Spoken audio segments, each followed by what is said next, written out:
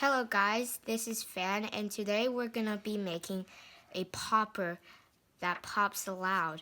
So the first step is to get a lighter size paper. I use this because I didn't want to waste paper. And then you put the paper horizontal.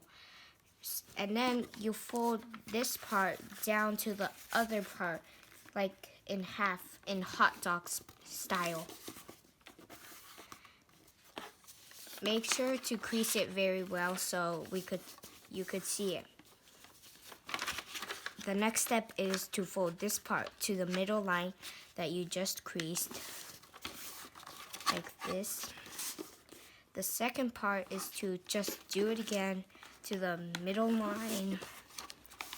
Once you have that, like you don't have any more space, you just fold it down once more. And the next step is to fold this in half. Make sure it's even so it could pop loud. The next step is to pull this part all the way down here where you have a little triangle. And then the next step is to pop it. And then once you got that done, you have to open it back up and then fold it down again. Make sure to do that. Thank you guys for watching and please subscribe.